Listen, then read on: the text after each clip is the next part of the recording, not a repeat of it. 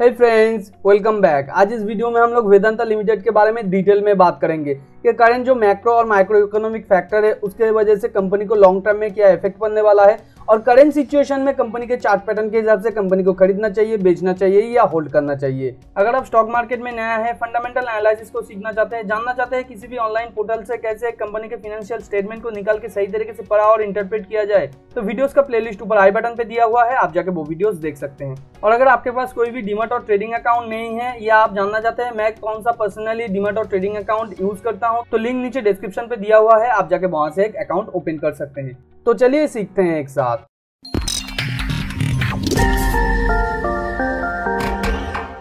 तो फर्स्ट हम लोग कंपनी के करंट चार्ट पैटर्न के हिसाब से स्विंग ट्रेडिंग का क्या पॉसिबिलिटी बन रहा है वो देखेंगे।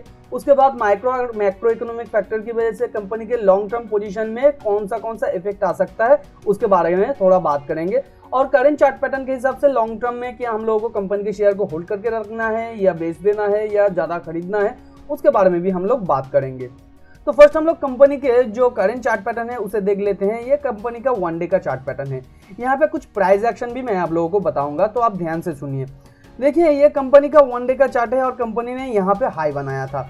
तो मैंने पिछले कई वीडियो पे आप लोगों को कहा है, जब कंपनी एक टॉप फॉर्म करता है उसके बाद जब कुछ हद तक रिट्रेस करता है और इस तरीके का एक वेव क्रिएट करता है, तो वो कंपनी के ब्रेकआउट के लिए, फर्दर कंपनी के शेयर प्राइस के ऊपर जाने के लिए एक अच्छा फॉर्मेशन होता है। और उसके साथ साथ एक और भी अच्छा चीज़ यहाँ पे देखने को हम लोगों को मिल रहा है कि एक चार्ट में जब कंटिन्यूअली कंपनी का शेयर का प्राइस ज़्यादा नहीं गिरे और उसके साथ कंपनी का वॉल्यूम भी धीरे धीरे डाउन होता रहे, तो वो कंपनी के प्राइस चार्ट के लिए एक अच्छा बात होता है।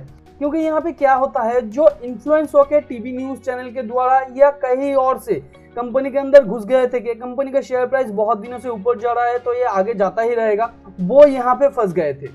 और यहाँ पे जिन्होंने खरीदा था वो यहाँ पे प्रॉफिट बुकिंग कर रहे हैं। यानी ये स्मार्ट ट्रेडर जिन्होंने यहाँ पे खरीदा था, ये यहाँ पे जो इन्फ्लुएंस होके आके खरीदने लगे थे उन्हें शेयर बेच के निकल गए हैं, तो जिसकी वजह से यहाँ पे प्राइस थोड़ा रिट्रेस किया है। मगर यहाँ पे जो लॉन्ग टर्म पोजीशन वाले हैं, बेसिकली जो इंस्टीट्यूशनल होल्डर्स होते हैं या म्यूचुअल फंड वगैरह होते हैं, वो यहाँ पे और भी ज़्यादा खरीदते हैं, जो कंपनी के प्राइस को स्टेबल रखने में हेल्प करता है।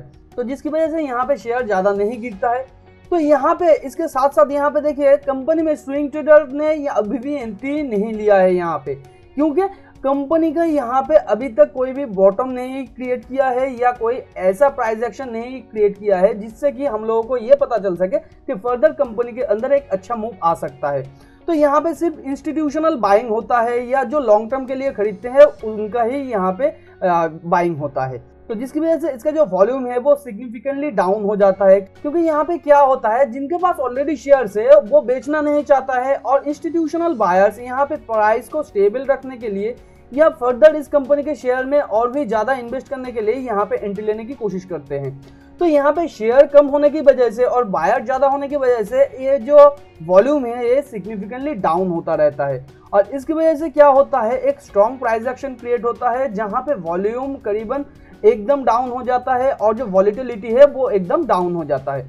तो यहाँ पे भी सेम चीज़ हुआ है और ये प्राइस गिरते गिरते यहाँ पे देखिए और एक अच्छा चीज़ क्या हुआ है, कंपनी ने यहाँ पे इस पिछले जो हाई था यानी रेजिस्टेंस था, यहाँ पे आके सपोर्ट लेके ऊपर जाने की कोशिश किया है। तो ये हमें कैसे पता चलेगा, देखिए यहाँ पे जो लास्ट रेड कैंडल है ये 242 के आसपास यहाँ पे आया था, मगर उस पर बाद क्लोज कहाँ जाके किया, 250 के आसपास जाके क्लोज किया।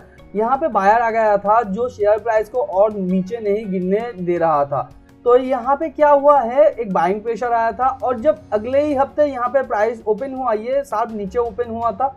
हो सकता है कोई भी एक नेगेटिविटी की वजह से ये प्राइस नीचे ओपन हुआ, मगर क्लोज हुआ है देखिए पिछला जो क्लोज था उसके ऊपर क्लोज हुआ है। उसके साथ कंपनी के जो एक कैंडल है, कैंडल पूरा का पूरा ग्रीन बॉडी है। तो ये एक अच्छा स्ट्रॉन्ग प्राइस एक्शन हम लोग मानते हैं या मार्केट मानता है। उसके साथ कंपनी का शेयर प्राइस अगले 2-3 दिनों तक गिरना चालू हुआ, मगर यहाँ पे देखिए कंपनी का जो पिछला जो ग्रीन कैंडल था इसका एक क्वार्टर ही ये तीनों दिन में प्राइस गिरा और जो वॉल्यूम था वो सिग्निफिकेंटली डाउन था और उसके साथ जो वॉलिटिलिटी था वो धीरे धीरे कम होता गया।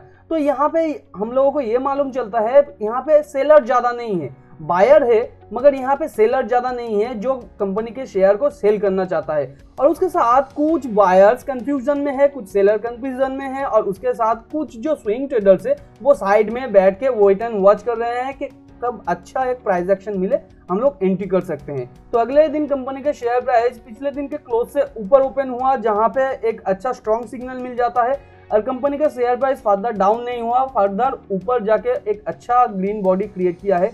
और यहाँ पे जो स्ट्रॉन्ग प्राइस एक्शन दिख रहा है वो क्या है, पिछले कई दिनों का यहाँ पे देखिए आप हाई को तोड़ के इसने ऊपर जाके क्लोज किया है। और यहाँ पे अगर हम लोग पिछला सपोर्ट और रेजिस्टेंस को देखें तो उससे भी ऊपर जाके ये प्राइस को क्लोज किया है, जो एक स्ट्रॉन्ग वॉल्यूम के साथ भी है। आप नीचे यहाँ पे वॉल्यूम को देख सकते हैं, स्ट्रॉन्ग वॉल्यूम के साथ भी है। पिछले 3-4 दिनों से ये जो वॉल्यूम क्रिएट कर रहा है, करंट वॉल्यूम उससे कहीं ज़्यादा है। तो यहाँ पे हम लोग सिंपली एक एंट्री ले सकते हैं स्विंग ट्रेडिंग के लिए। तो यहाँ पे हम लोग कैसे एंट्री लेंगे, हम लोग 15 मिनट्स के चार्ट को देख के एंट्री लेंगे मंडे को। तो यहाँ पे 15 मिनट्स के चार्ट में कंपनी का जो नेक्स्ट सपोर्ट बन रहा है वो 261 के आसपास बन रहा है।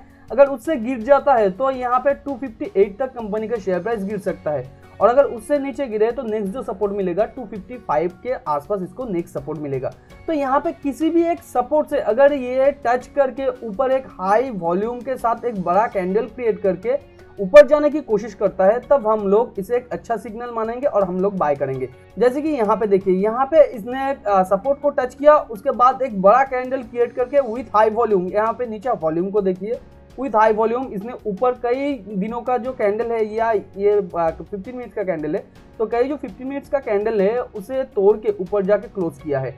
तो ये एक अच्छा प्राइस एक्शन होता है। उसके बाद देखिए कंपनी का शेयर प्राइस लगातार ऊपर गया है। तो ऐसा ही जब कोई कैंडल क्रिएट करेगा, ये नीचे आके किसी भी एक सपोर्ट से टच करके ऊपर जाने की कोशिश करेगा, तब हम लोग इसे खरीदेंगे। और नेक्स्ट जो इसका इनिशियल रेजिस्टेंस है वो क्या है, 263 के आसपास, और उसके बाद इसका जो नेक्स्ट रेजिस्टेंस बनेगा वो 268 के आसपास। तो यहाँ पे हम लोग पोजीशन कैसे बनाएंगे, अगर इस 263 के लेवल को तोड़ के ऊपर जाके एक ग्रीन कैंडल क्लोज होता है तो यहाँ पे हम लोग 50% पोजीशन लेने की कोशिश करेंगे। और अगर फर्दर ये 268 का जो लेवल है इसे तोड़ के ऊपर जाके ये बड़ा बिग कैंडल क्रिएट करके क्लोज करता है और सस्टेन कर जाता है, तो यहाँ पे हम लोग फर्दर 50% स्टेक लेंगे।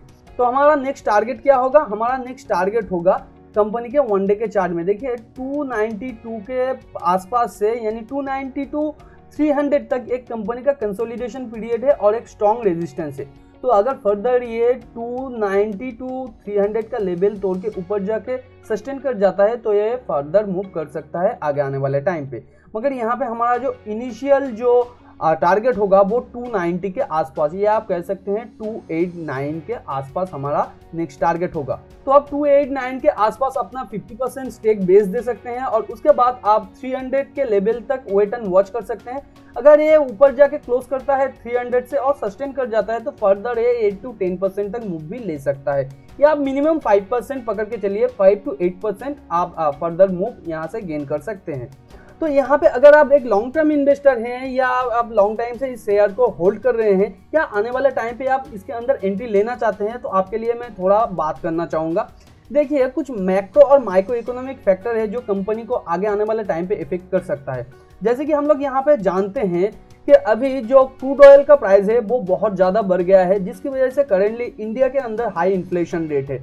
हम लोग जानते हैं इंडिया एक नेट इम्पोर्टर है ऑयल का, जिसकी वजह से इंडिया के मैक्सिमम कंपनीज डायरेक्टली और इनडायरेक्टली इफेक्टेड है, क्योंकि यहाँ पे क्या हो जाता है, कंपनीज का जो इनपुट कॉस्ट है वो बढ़ जाता है। जैसे कि कंपनी का रॉ मटेरियल कॉस्ट बढ़ जाएगा, कंपनी का जो लेबर कॉस्ट है वो बढ़ जाएगा, कंपनी के अंदर जो बोरोइंग्स है वो बोरोइंग का कॉस्ट भी बढ़ जाएगा, क्योंकि हाई इन्फ्लेशन होने से आरबीआई अपना रेपो रेट बढ़ा देगा, और आरबीआई जब अपना रेपो रेट बढ़ा देगा तो ओवरऑल जो रेट ऑफ इंटरेस्ट है बैंक का वो ऑटोमेटिकली बढ़ जाएगा, जिससे कि कंपनी का जो बोरोइंग कॉस्ट है वो बढ़ जाएगा। तो एक तरीके से देखा जाए ये हाई इन्फ्लेशन कंपनीज के लिए बहुत ज़्यादा बैड इफेक्ट लाएगा। तो अगर आप इस शेयर को लॉन्ग टर्म के लिए होल्ड कर रहे हैं तो मैं आपसे जरूर कहूँगा ये कंपनी के अब मंथ के चार्ट को आप जरूर देखिए। जब एक सिग्निफिकेंट यहाँ पे डेक्लाइन आपको देखने के लिए मिलेगा तब आप क्या कीजिएगा, कंपनी के शेयर से आप सिंपली पार्शियल शेयर आपका बुक कर लीजिए या पार्शियल प्रॉफिट आपका बुक कर लीजिए और फर्दर आप होल्ड कर सकते हैं।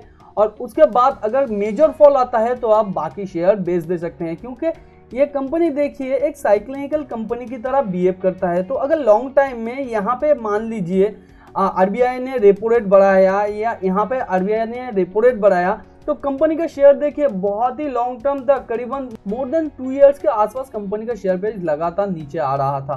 तो आपके पास जो कैपिटल है वो दिन ब दिन बढ़ेगा नहीं, वो दिन ब दिन घट जाएगा अगर इस कंपनी के अंदर आप रॉन्ग टाइम में एंट्री करेंगे और सही टाइम में एग्जिट नहीं करेंगे। तो ये एक इंफॉर्मेटिव वीडियो था। मैं सिंपली आपको कोई डराना नहीं चाहता हूँ, मगर ये इन्फॉर्मेशन देना चाहता हूँ करेंटली मार्केट में जो मैक्रो और माइक्रो इकोनॉमिक फैक्टर है उसका क्या सिचुएशन चल रहा है। और ऐसे ही टाइप का एक्स्ट्रा एनालिसिस हम लोग टेलीग्राम चैनल पे देते रहते हैं। हम लोगों ने बहुत सारा ऐसा एनालिसिस दिया है जो मैक्रो और माइक्रो इकोनॉमिक फैक्टर को डायरेक्टली और इनडायरेक्टली इफेक्ट करता है, और भी बहुत सारा जो एक्स्ट्रा कंपनी के बारे में एनालिसिस होता है वो हम लोग हमारे टेलीग्राम चैनल पे देते हैं, क्योंकि एक वीडियो को बनाने के लिए 2-3 घंटे तक भी लग जाते हैं। तो इन्फॉर्मेशन क्विकली शेयर करने के लिए हम लोगों ने नया टेलीग्राम चैनल को ओपन किया है। आप सिंपली टेलीग्राम में जाके सार्बेंट अपडेट करके सर्च कीजिए, देखिए ऐसा लोगो आएगा, आप वहां से चैनल को सब्सक्राइब कर सकते हैं, या आपको डिस्क्रिप्शन पे लिंक मिल जाएगा, आप वहां से भी चैनल को जाके सब्सक्राइब कर सकते हैं। अगर आपके पास टेलीग्राम का कोई भी अकाउंट नहीं है तो आप सिंपली ऐप डाउनलोड करके आप नया अकाउंट क्रिएट करके भी हम लोगों के साथ ज्वाइन कर सकते हैं।